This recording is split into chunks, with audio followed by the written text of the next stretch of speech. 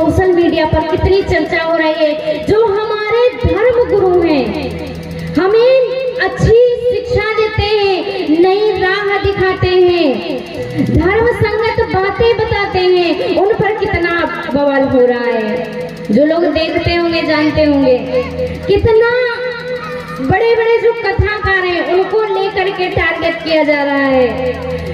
आज के जमाने में देखा जाए बॉलीवुड के स्टार लोगों को क्या शिक्षा देते हैं, दाने दाने में केसर का स्वाद, ये शिक्षा दे रहे हैं। उनके लाखों करोड़ों फैन हैं। और जो हमारे धर्म गुरु हैं, हमें धर्म की शिक्षा सिखा रहे हैं, धर्म मार्ग पर चलना बता रहे हैं, हमारा भविष्य उज्जवल बना रहे हैं। उनसे यदि थोड़ी सी भी गलती कथा में कुछ बोल देना तो उसी बात को पकड़ करके लोग इतना बवाल बना देते हैं उनके ऊपर कि बेचारे वो जेल तक का चक्कर काटने लगते हैं। इतना बवाल आज हमारे धर्म गुरुओं पर बनाया जा रहा है, महापुरुषों पर बनाया जा रहा है। तो कहाँ है ये इंसान की इंसानियत? क्या यही हमारा भारत देश था? हमारे भारत को एक समय ऐसा भी था कि सोने की चिड़िया कहा जाता था हमारे भारत देश को।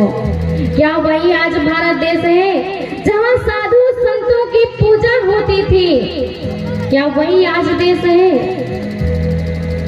आज पूजा साधु संतों की नहीं हो रही है, उनका अपमान हो रहा है। और जो हमें गलत संगत में रहना सिखा रहे हैं, गलत आचरण सिखा रहे हैं, हमारे बच्चों का भविष्य बिगाड़ रहे हैं, उनके करोड़ों फैन हैं। आज क्या समय आ गया है। देखिए हमारे राम जी कितनी अच्छी शिक्षा देते थे। प्रातः काल उठ के रघुनाथा, मातु पिता गुरु ना वही माथा। अपने माता पिता अपने गुरुओं को प्रणाम करना सिखाते थे। लेकिन आजकल के बच्चे क्या होते जा रहे हैं? अरे प्रातः काल उठी हे अनाथा,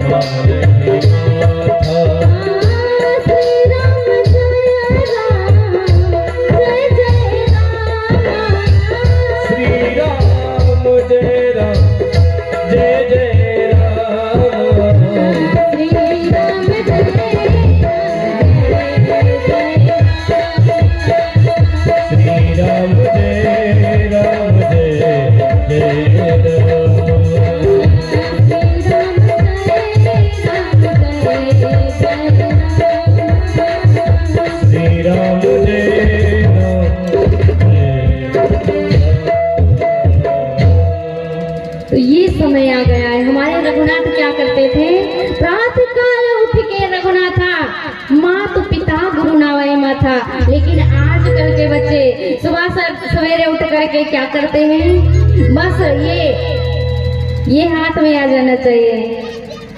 इसे आज के जमाने में पता है क्या कहा गया है? इसका नाम तो मोबाइल है, सेल फोन लोग कहते हैं, फोन कहते हैं, मोबाइल कहते हैं। लेकिन इसका एक नाम और भी है जो हमने ही रखा है, पता है क्या? विश्व मोहिनी। विश्व मोहिनी जिसने आज पूरे संसार को मोहित करके रख लिया है। इससे हट करके कोई कुछ नहीं देखना चाहता है। हमारे जो धर्म ग्रंथ हैं, वेद पुराण शास्त्र अच्छी अच्छी शिक्षा देते हैं, उन्हें आजकल बच्चे छूते तक नहीं हैं। पढ़ना तो बड़ी दूर है, इससे हट करके कुछ नहीं देखना चाहते हैं। लेकिन इसमें गलती बच्चों की नहीं है, सबसे बड़ी गलती माता पिता की है। माता पिता जो बच्चों को संस्कार देंगे वही तो बच्चे सीखेंगे ना। कहते हैं ना, बच्चे गीली मिट्टी की भांति होते हैं। जैसे गीली मिट्टी होती है, गीली मिट्टी से आप कुछ भी बना सकते हैं। चूहा बनाइए, बिल्ली बनाइए, शेर बनाइए, गधा बनाइए, कुछ भी बना दीजिए। लेकिन यही मिट्टी एक बार जब पक जाती है, क्या आप उससे कुछ बना सकते हैं? कुछ नहीं बना सकते। वो मिट्टी चूर चूर हो जाएगी, लेकिन उससे कुछ बनने वाला नहीं है। ऐसे ही बच्चे जब तक छोटे हैं हम कुछ भी उन्हें सिखा सकते हैं, लेकिन यही बच्चे जब बड़े हो जाएंगे हम सिखा पाएंगे? बात ही नहीं मानेंगे, कहाँ से सिखाएंगे? सुनते हैं बच्चे क्या? इसीलिए कहते हैं बच्चे हैं ना पतंग की भांति होते हैं। जब तक पतंग डोरी से बंधी रहती है तब तक वो आसमान में बढ़िया लहलहाती है। ऐसे ही बच्चे जब तक संस्कारों की डोरी से बंधे रहते हैं तभी तक वो आसमान में लहरा सकते हैं। जब संस्कारों की डोरी टूट जाती है तो वो अपने आप ही टूट करके गिर जाते हैं।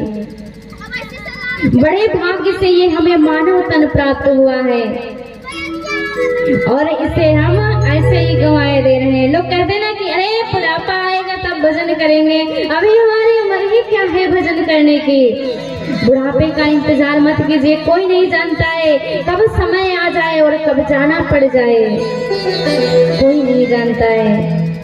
कोई यहाँ आया है तो सर्टिफिकेट लेकर नहीं आया है कि महाराज नहीं हम इतने दिन ही रुकेंगे यहाँ। कोई नहीं जानता है कितने दिन की जिंदगी है। इसीलिए कहते हैं जब तक ये हमारा शरीर साथ दे रहा है, जब तक हमारे हाथ पैर अच्छे से काम कर रहे हैं, तभी तक तीर्थ स्थान की यात्रा कर लेनी चाहिए, दान पुण्य कर लेना चाहिए, भगवान का भजन कर लेना चाहिए और उनके दर्शन कर लेने चाहिए। कहते हैं ना, किसी संत ने बढ़िया कहा है, अरे मन भजले सीताराम, उमरिया रह गए थोड़े। मन भजले सीताराम, उमरिया रह गए थोड़े। मन भजले सीताराम, उमरिया रह गई थोड़ी।